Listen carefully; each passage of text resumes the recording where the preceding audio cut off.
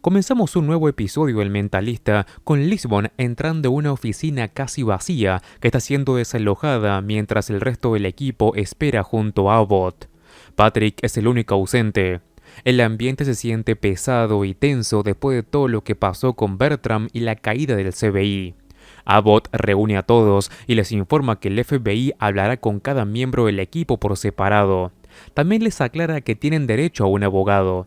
Cho, confundido, pregunta por qué van a necesitar uno.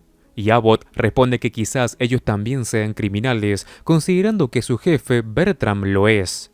Al mismo tiempo, en una estación de servicio, Bertram utiliza un teléfono público para llamar a Jane, mientras Cordero vigila discretamente el lugar.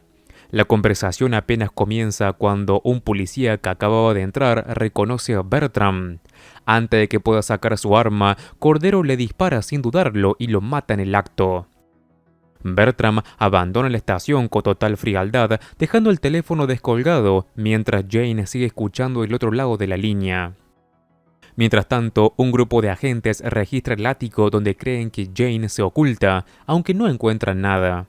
Abbott interroga a Lisbon sobre el paradero de Jane, pero ella insiste en que no sabe dónde está. Más tarde, Lisbon baja al estacionamiento y escucha a Risby llamarla con cautela para asegurarse de que es seguro acercarse.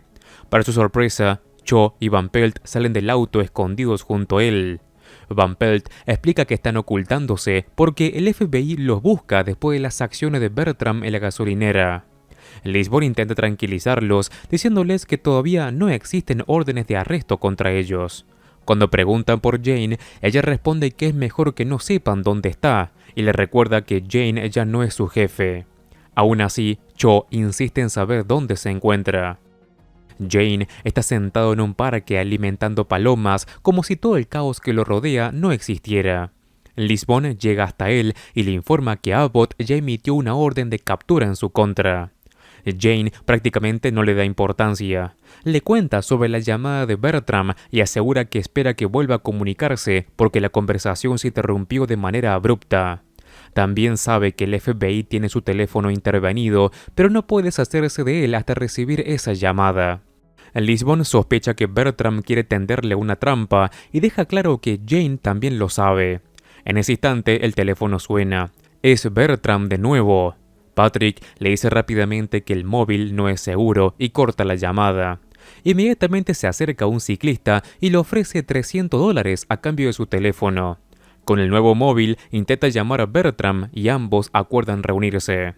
Bertram propone un lugar, pero Jane lo rechaza enseguida y sugiere una estación de autobuses. Bertram considera que es demasiado público. Entonces, Jane menciona una iglesia apartada junto al cementerio Alexandria, el lugar donde están enterradas su esposa y su hija. Bertram acepta de inmediato, demostrando que conoce perfectamente ese sitio. Lisbon intenta convencerlo de que no vaya. Le recuerda que el FBI terminará atrapando a Bertram tarde o temprano y que no tiene que enfrentarlo solo. Sin embargo, Jane no quiere dejar aquello en manos de nadie más. Rechaza la idea de que lo acompañe y le pide prestada su arma, asegurándole que solo la va a utilizar como un accesorio. Aunque duda unos segundos, Lisbon termina entregándole tanto la pistola como la llave de su auto.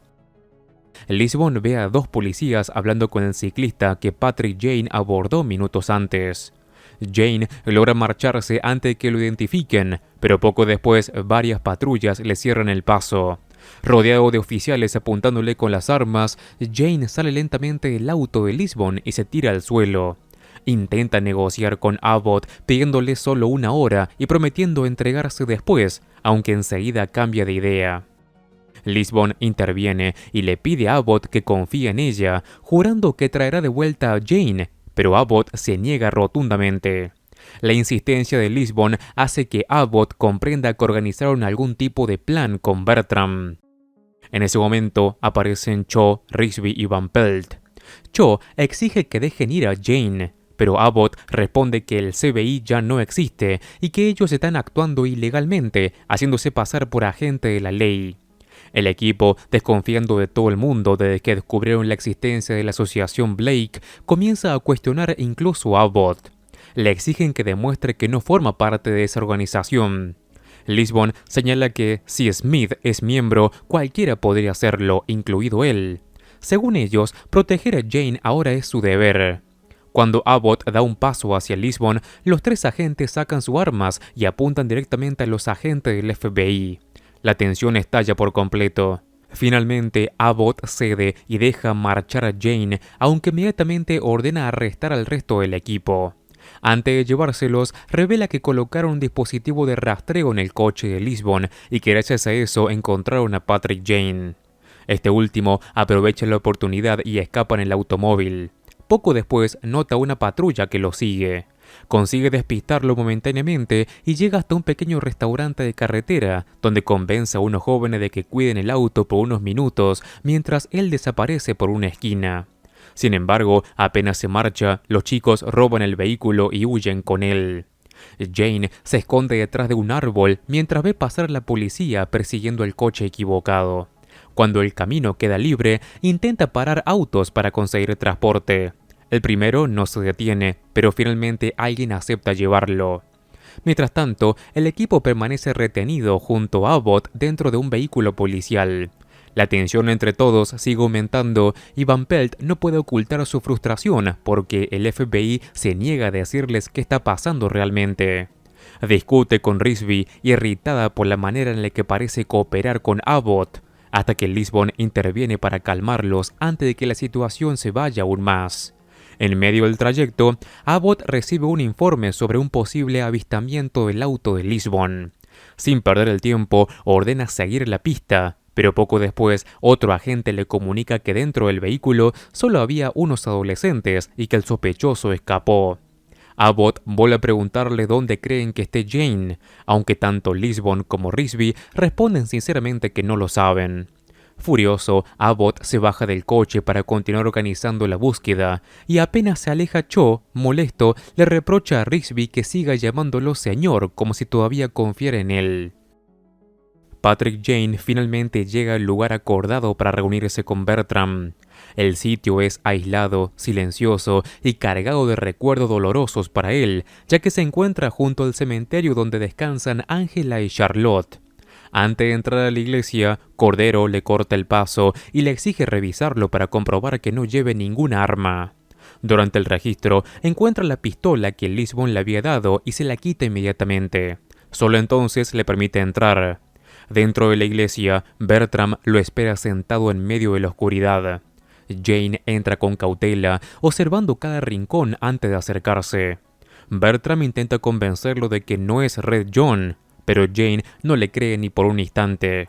Bertram asegura que ni siquiera conoce la verdadera identidad de Red John y explica que la organización funciona bajo un sistema donde cada miembro solo sabe lo estrictamente necesario. Luego revela que recibió instrucciones para llamar a Jane, decirle que el juego terminó y organizar así aquella reunión. Aunque habla con aparente calma, resulta evidente que está nervioso y resignado. Incluso admite que no le agrada lo que está a punto de suceder, porque la asociación Blake no tolera los cabos sueltos. Sin más rodeos, Bertram le ordena a Cordero que dispare contra Jane. Durante unos segundos, Jane intenta hacerlo entrar en razón, pero antes de que Cordero le dispare, ocurre algo inesperado. Él apunta hacia Bertram y le dispara a él. Bertram apenas alcanza a reaccionar. La sorpresa refleja en su rostro mientras cae muerto casi de inmediato. Entonces escucha una voz detrás de él agradeciéndole a Cordero por su trabajo. Jane se gira lentamente y finalmente ve al verdadero Red John revelándose frente a él. Thomas McAllister aparece en la iglesia con absoluta tranquilidad, como si hubiera estado observando toda la situación desde el principio.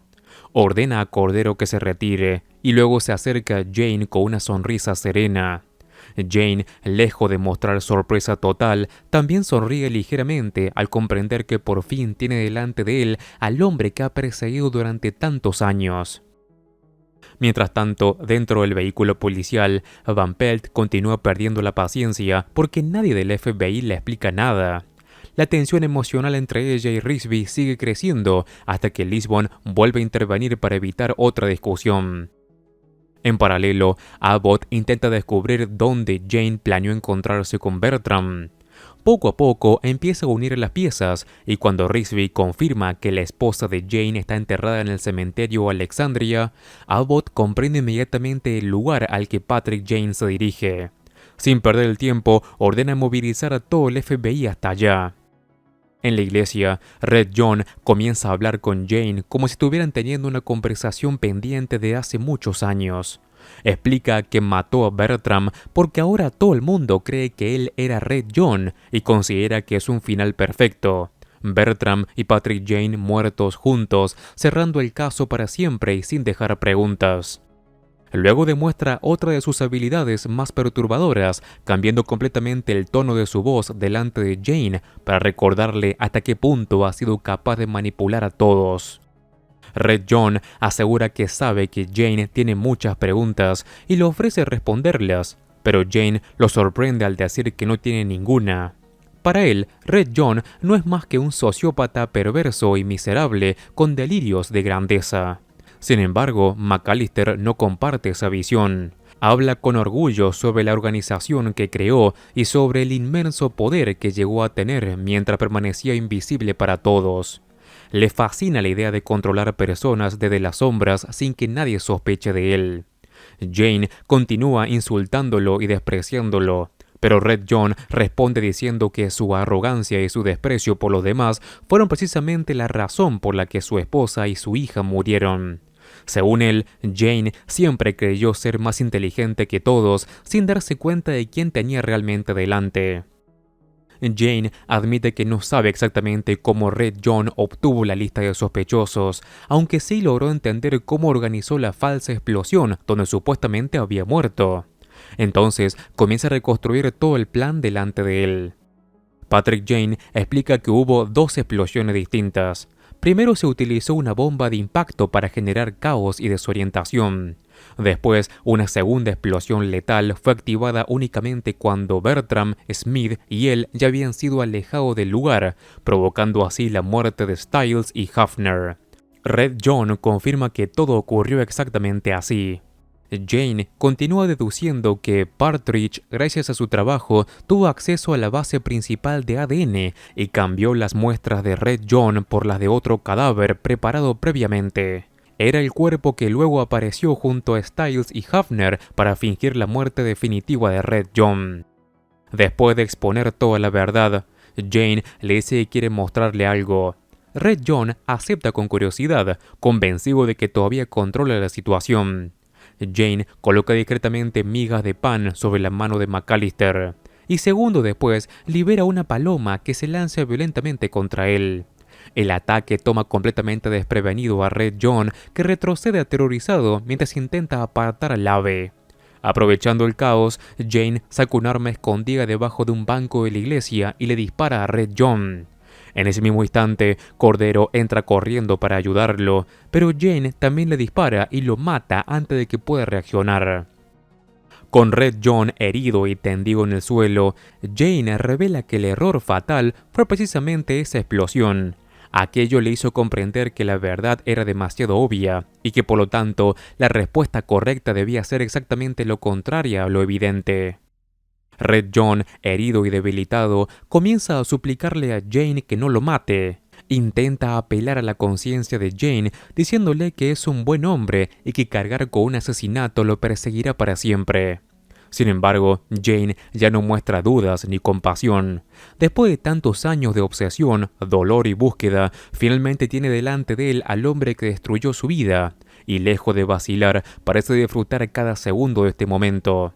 Incluso admite sentirse decepcionado, como si la realidad de Red John estuviera muy lejos de la figura casi mítica que construyó en su mente durante todos esos años. En medio de aquella tensión, una mujer entra inesperadamente en la iglesia. Al ver a Jane armado y a Red John herido, este último grita desesperadamente pidiendo ayuda.